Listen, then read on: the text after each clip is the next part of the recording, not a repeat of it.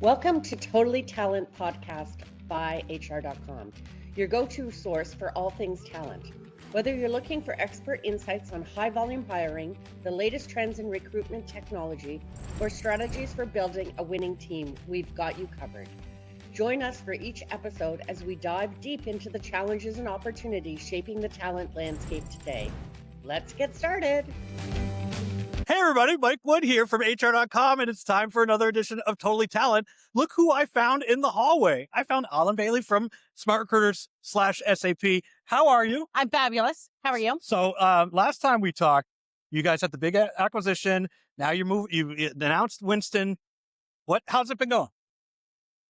It's been a whirlwind. I'll start with that. It's been a whirlwind. I actually was talking to some people on my team, and I realized, just last year here at Unleash, this wasn't even in the cards. The conversations I was driving last year at Unleash was, what does the future look like? What's the standalone product? What are the options out there? Where might we want to go and what we want to do? We're a year later, and where everybody's acting like this is we did October was when we were like official. That's when we stopped just kind of, we went Facebook official? Yeah. In October at HR Tech. So we're in a whirlwind. The job right now for us and where we've been focusing is on how we support migration from legacy SuccessFactors recruiting customers over. And also how we use what we're learning from how to do that to make the entire process of migration integration from one product to another, whether it's from SuccessFactors or Workday or wherever I don't care where you're at, come on over. How do you make that a wholly different experience using modern technology, right? So I'm cool. So that's what we've been focused on. I think I wouldn't have told you a year ago I'd be sitting here saying the most exciting thing we're working on and I'm looking at these days is integration is becoming fucking sexy. No, it right? isn't. Oh no, I have something. Next, you're going to tell me implementation is sex. Yeah, because I can do it now with agents. We're using an agent-driven. We've built an agent-driven. We're already using it for migration, where it actually will take and look at these are the legacy workflows and remember field map. Oh, not remember. We used to sit there it would be month-long projects doing field mapping exercises. Agent does it and recommends and tells, alter it this way. Let's reconfigure this way. I don't have to sit there with a system admin and have a conversation about the if-then statements and how that's going to impact my workflow design. That's what agents are fabulous at. We've applied them to this and it's solving this problem. And I think it's I know I'm getting excited about which is where the conversation was going to go, but I'm like so hyped about what that means for the future of this industry, not just for this work. Well, AI agents, like the concept makes sense for everything. Yes. If you think about it, like just having that run in the background. So instead of let's say you're hiring a pool of candidates for, a nurse job, for example. My wife's a recruiter for healthcare. And so she's always hiring the same type of person. Mm-hmm. She has her past candidates within the ATS. She has a legacy one. And she has to manually go in and look for those plus new ones. The agent will automatically update it in real time. I got something for her. If I thought integration was sexy. Okay. Quiet. This is like a scoop. We haven't really passed this out there yet. Second half of this year, beginning second half of this year. I think it's in the second. It might even be in the first half. Agentic CRM. That makes sense. So I never have to go in and hunt through that again. I just talk to my agent and say, I'm looking for X, Y, and Z.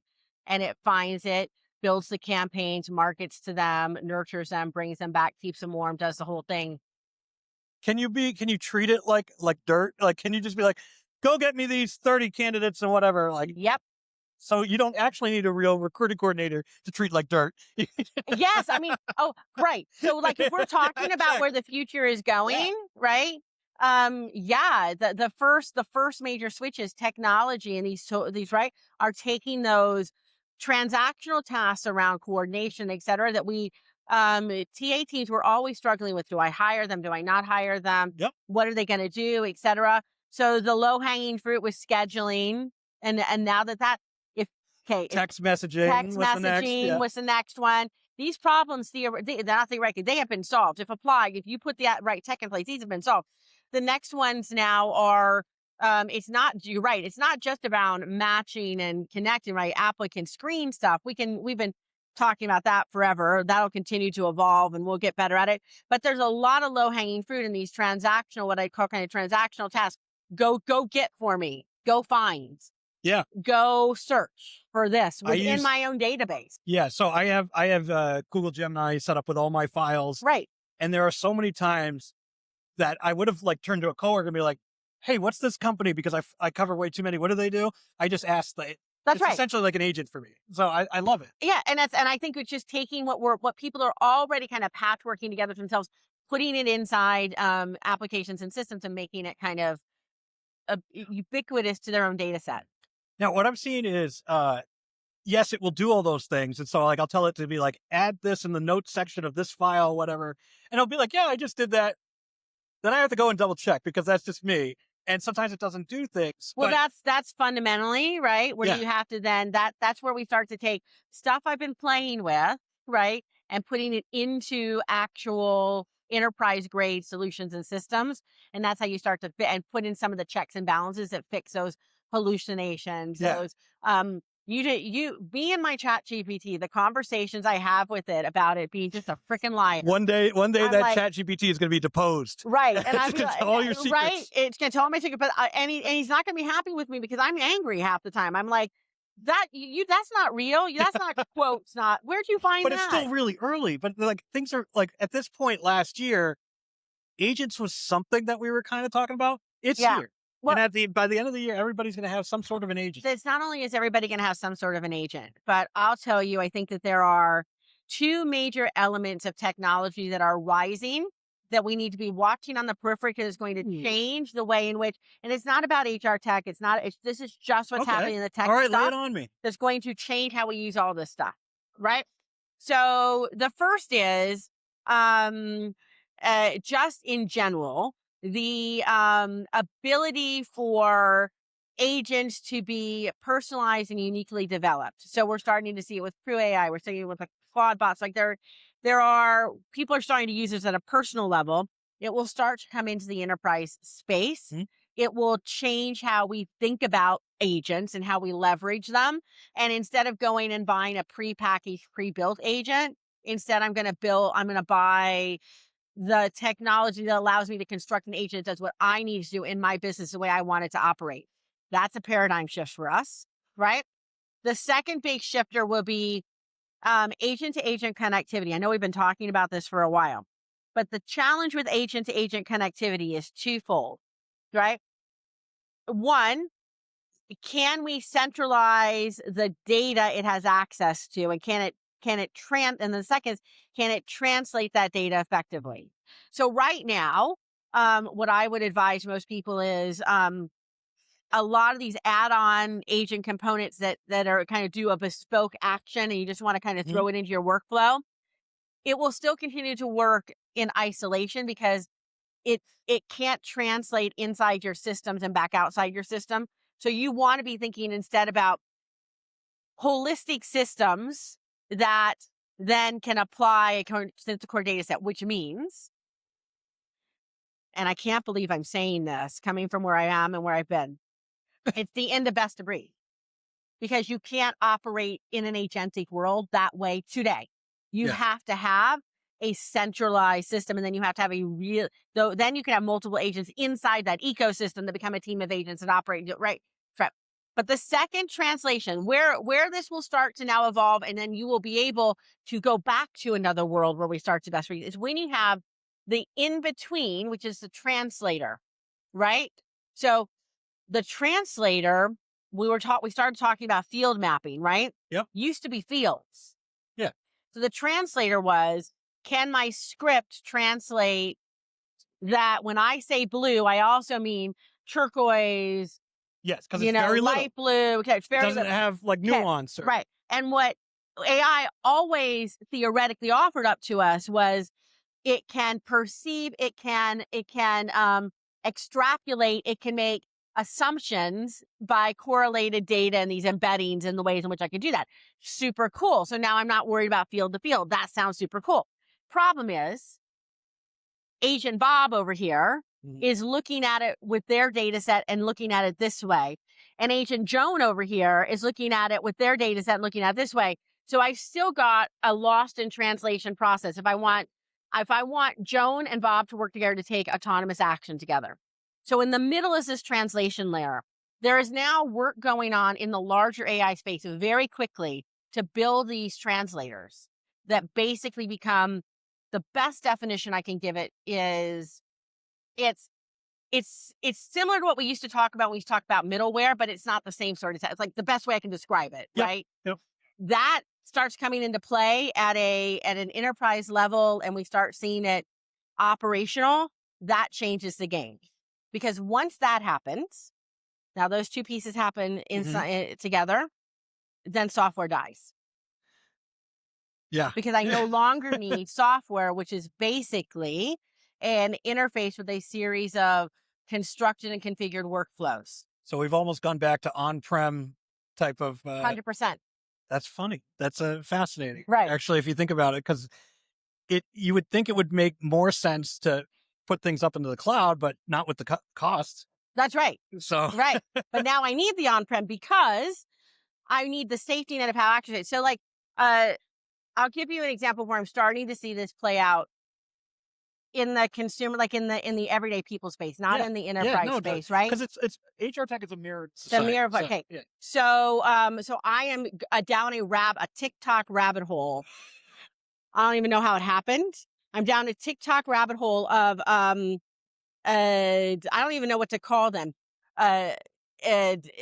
We used to call them, the guys who used to build their own computers. Yes. Okay. So now there are these people out there who are building their own, using Crew AI, using Collaborate, who are building their own autonomous agents, chief of staff. So like they perform functions on them without having to come back and ask them. But the challenge that they're already running into is, if I'm going to give you access to everything in my life to be able to go make life decisions and do these things based on how you would know I would want to do things, I have to have boundary conditions around that. So they're building almost like these independent on-prem ecosystems, right? So they're going and they're buying, they say like, so the hottest property out there right now are Mac Minis, like those Mac Mini stacks that, remember when you used to, I'm old, right? And I remember. I was born in 82, so I'm right on the edge of Gen X. Right. So we used to go out and like you wanted your own hard drive so you could contain your own data set. Yeah. That's basically what they're going and doing. And so they're building their own network and on-prem instance in their house for it's their personal on-prem. So then they're applying these Crew AIs, to then become extensions of themselves. They're trading stock for them. They're making appointments for them. They're managing their calendars. They are figuring out what's for dinner. They're turning the coffee pot out. Like, it's fascinating. So rabbit hole, if anybody wants to go down. So the geeks that I used to hang out with who were building their own computers and like thought that was really cool are now building their own on-prem AI ecosystems. That's nuts. Right? Who knew? It's almost like and obviously all this tech is kind of new and stuff, but it reminds me of like when apps first came out. Right. And everybody could make an app. Yeah. And like there was like a whole bunch of garbage apps on there. Yeah. So like there will be some different some vendors here that will fall away. Because there's so many, especially around interview tech.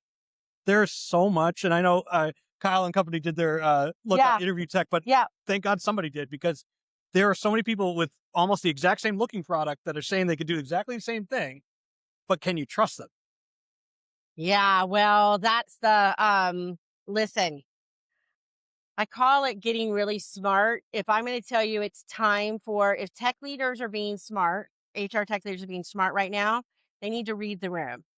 And I would tell you where the room was last year was, let's push out product fast. Let's get these agents out there. Let's start getting them to learn. Let's build. If you're paying attention now, what you should be realizing is it's not about, do I have a tool that can do it? Is it safe? How do I trust it? What data set is it using? How do I validate it? How do I make sure, right, that it's being unbiased? I mean, it's all the stuff we said we cared about, but it's actually because now it's becoming so ubiquitous in the environment. I now am, as a buyer, much more cautious.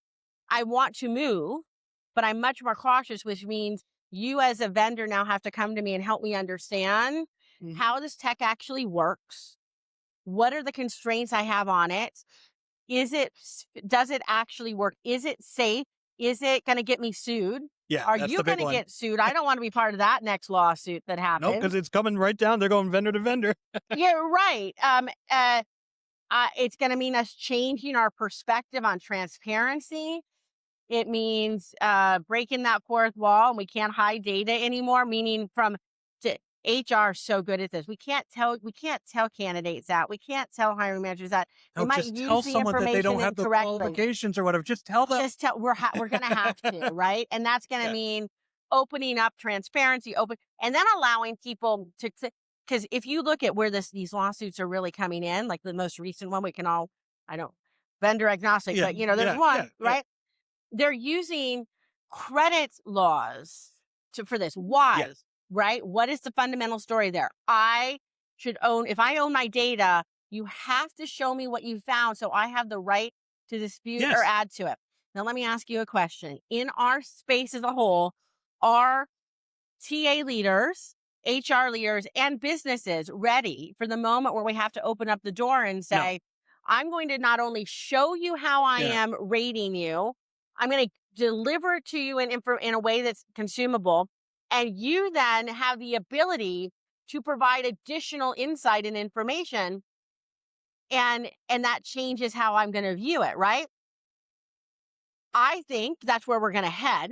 But I think we're going to have a hard time because we're stuck worrying about whether or not people are being fraudulent in the information that they give us. No, well, yeah. So there's a little bit of that. Yeah. And it's that's sexy and gets on the news and stuff. There was like some hospital system that got infiltrated by North Korea or whatever. Yeah.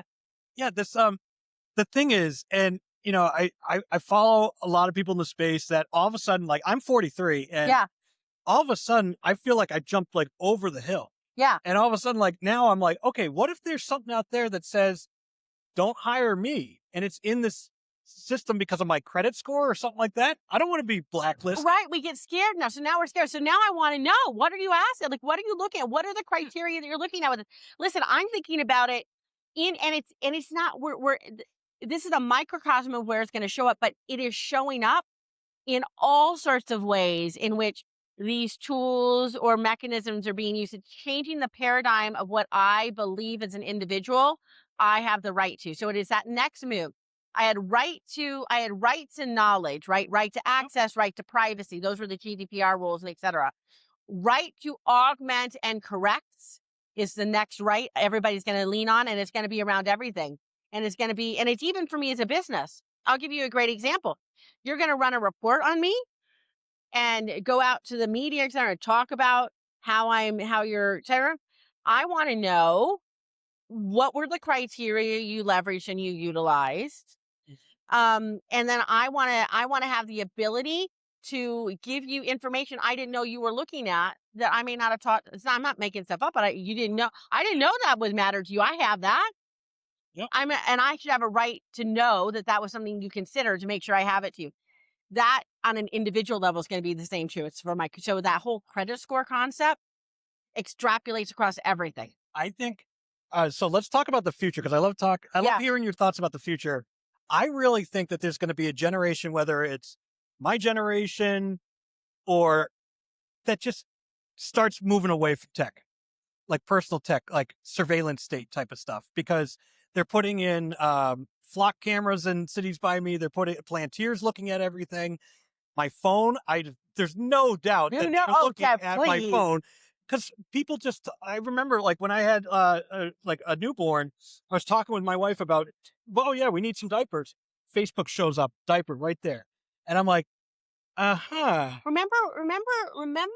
God, I'm aging myself, but it's not that long ago. Dear Lord, it's not even that long ago. Remember when the whole Facebook conundrum came up, and everybody started to basically talk about Cambridge Analytica, that stuff. Cambridge Analytica stuff using microdata. Yeah, and then no one started talking about that anymore, and they're still doing it. Not only, but that's what the whole ecosystem is built on, microdata. It always was, right? As a researcher, so I remember being in the world of research at the time and going, does everybody not know this is what I care about? I wanted to know the microdata because it tells me I can then extrapolate behaviors, prediction, right? All that. Predictive analytics is all based on this whole microdata. So why am I saying that in relationship to this? I think, again, if I go back to that read the room moment, yes, you're right. There is a little bit of a whiplash moment, a backlash moment where everybody's kind of saying, wait a minute. But I also think you can't put the genie back in the bottle. No. And it's more like a luxury type of thing. It'll be more like you're right. It'll be, this is my, I am sure, I'm not paying enough attention, but I am sure there is tech out there or in the development out there that allows me to create almost like force fields around space. Like my house is a tech agnostic space where you can't, I don't have one. That's a great idea. I'm sure somebody's building this. Sure, but how are they going to sell it? It's not that different from, have you heard of the brick? The brick. And Rebecca got me into the brick, and I was like, why would I need that? And I was like, oh shit, now I get it.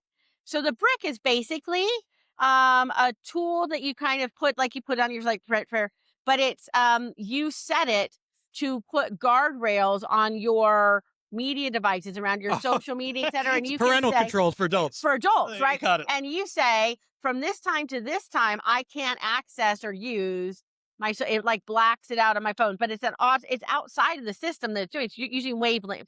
Again, it's using Wi-Fi or et cetera. How much you watch TikTok it's instant. So it turns, so it basically says you can't. For this hour, you've programmed it. You said for this hour, I'm having dinner during this hour. The brick is on and it's shut all that down. So I can get text messages, I can get the alerts, but I can't get X or I can't get Y. So take that philosophy and put it to your whole house about what people can access out of your data. I feel like it's gotten worse in the past couple of years, at least in my household, that like maybe it's the whole Trump thing and that every day, like it's some new doom scrolling. Yeah. But like I'm someone that likes to read. I like to be informed. And now I have an endless supply of stuff. So it's hard for me sometimes to just be like, okay, get off of Reddit. Stop it. Mm-hmm. And like, I'll wake up at night. My wife's like on her phone. I'm like, go to bed.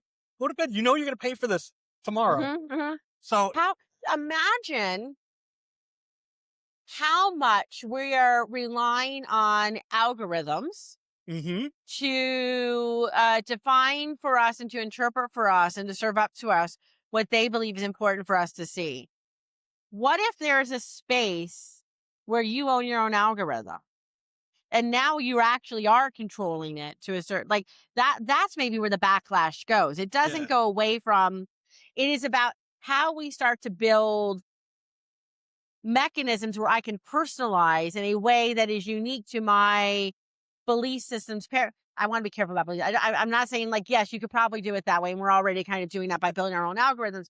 But like I can control it to a point where I can say, I need 6 different unique opinions to come into my inbox on a daily basis, right? These things exist. Now that they become consumerized product, it changes my behavior like filtering process. On steroids. Filtering on steroids, right? We'll head to that. Interesting. I'm making this up as we go, but I think that would be very interesting. And if somebody's not working on that, I think you should. And call me. I'm sure someone is. Let's have a conversation. Can you imagine actually like going to Home Depot or whatever, or Best Buy 5 years from now and just be like, oh, I'm going to get this that only makes it so that my devices in my home are the only ones talking to each other. No one else can see. That's right. That will fly off the shelf. Right. Because think about how many people want to have like a Ring camera now after that Super Bowl ad. Right. Like, wait, if they can find a lost dog, that means they're watching me all the time. Yeah. So what I love is though, I'm always fascinated though when people go, yeah, it's a camera. Didn't you know that? Right. I mean, and how much of our privacy are we willing to give up for convenience? I think that we all bitch and moan about the fact we're not willing to give up much of it, but we really are. Look how fast we're ready to go down this path. Convenience almost always wins out. We always think it's going to be somebody else that is impacted negatively by those conveniences. I'll give you or we misapply our judgment around it. My father is 80 something years old at this point. He won't go on any social media because he doesn't want anybody to know anything about him or track him or have any information. Well, that's the demographic that they're going after. Those 85-year-olds. However, he has his chat GPT. He has named it Bob. And Bob is like his personal buddy who he tells all life decisions go through Bob. To which I look at him and go, okay, if you're worried, if you think Cambridge Analytica and Facebook have your data, okay. Yeah, Bob is not just housing it in your own like little computer, Dad. Like it actually goes someplace, Dad. Like but it's convenient, and and his argument back to me is, oh, well, what are they really going to do with it? I'm like, okay, for now you like it because it's helping you with this thing, so it meets your paradigm of value. You're willing to give up X. Some people have value. Most people's values are a little bit. They're all tangible. Different. Yeah, exactly. So they're saying they're like, oh, well, then I don't. What if it's the privacy is the new story around how much money would it take you to do X? Now it's how much convenience or use case or value would it take you to give away more of yourself? Yep. I mean, I don't know the answer. Everybody's gonna have a different answer. So I have to ask you about Winston. Yeah. You announced Winston last fall. Yep. I believe, just from looking at the space, it was probably one of the first, if not the first, AI agent that was out in the field, doing things for TA. As we talked a little bit off camera, that it's tough for some TA teams to get up with the technology, just like anything. How has the initial rollout gone? Adoption is amazing. Okay. Let me tell you, that was PR speak. Adoption is amazing. Let me explain what that means. Yes. Right. So, we went, we really pushed into our current customer base with it, right?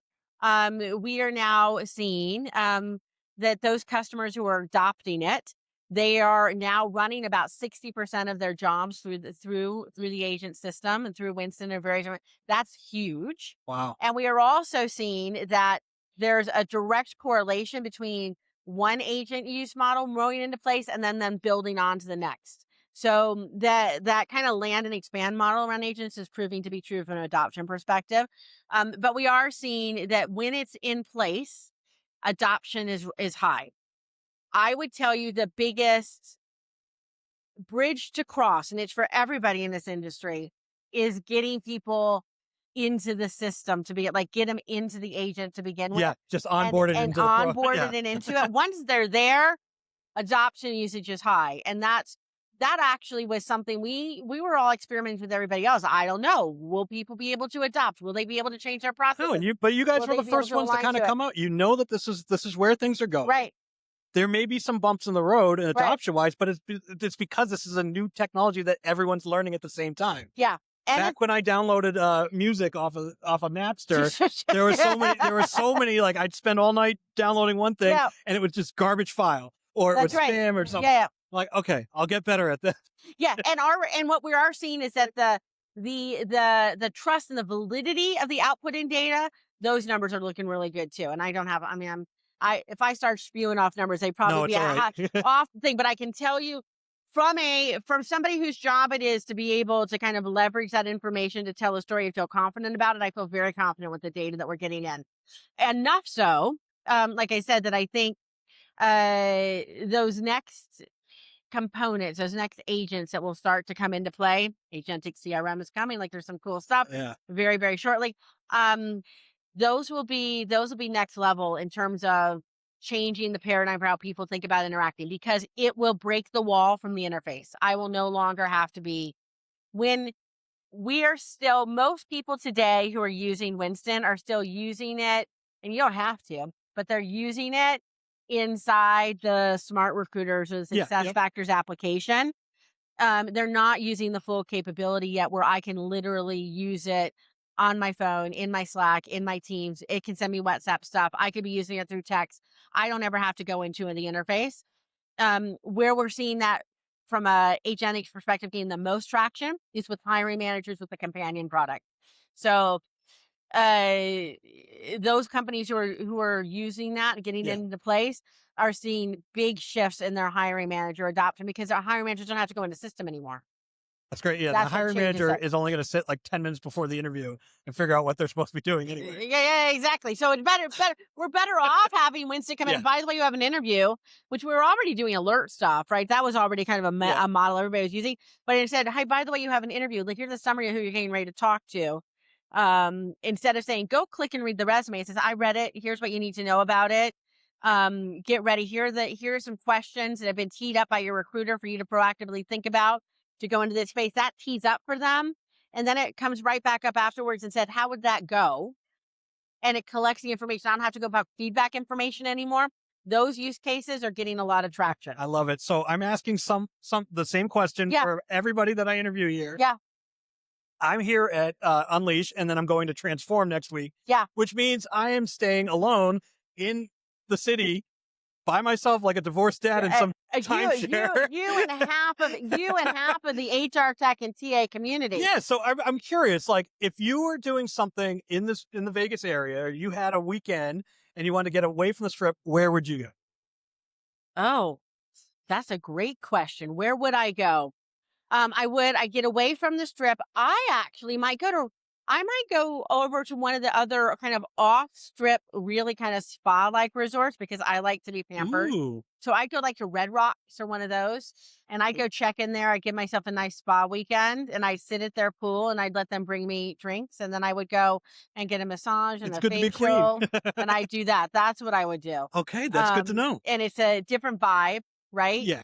I just feel like the minute you leave the Strip, you're like, okay, I could be a normal person again for like a minute. Right. Like, or your other, like, if you haven't done it yet, another great thing I've done on a trip before, actually, I didn't get to do it. My daughter got to go. My friend came with me on a trip, and she took my daughter on a helicopter ride out to the Grand Canyon. I did that when I was 21 and was at a rich kid's birthday. Right, and it was paid for. Yeah. And so it was great. It was, exactly. So, I mean, there's a lot of stuff like that to do. As a desert rat, listen, I live out in the desert all the time. I'm telling you, the things you need to lean into in the desert are, where can you rest and relax?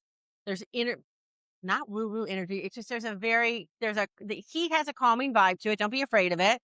Let yourself bake. There's a reason lizards like to bake. Give yourself a moment. Put on some good sunscreen. Bake for a while. Get like the sun rays and all of that. And get yourself out of the air conditioning, out of the noise. Yes. But if you are going to stay in the Strip and do whatever, then what I would say is, hang out in your room and chill, watch some great movies and grab some Netflix or etc. And then book yourself an amazing dinner each night. Yeah. There was Golden Steakhouse, I think, was one. Golden Steakhouse. Someone told me about. But there's like some, okay, you want the list. I'm like on my Vegas list of restaurants. You want to go to Giada's? Giada's, okay. You want to go to Giada's? If you're interested in kind of a show that goes along with it and it makes some food, the Mayfair Supper Club, another great one. Okay. Go do that one.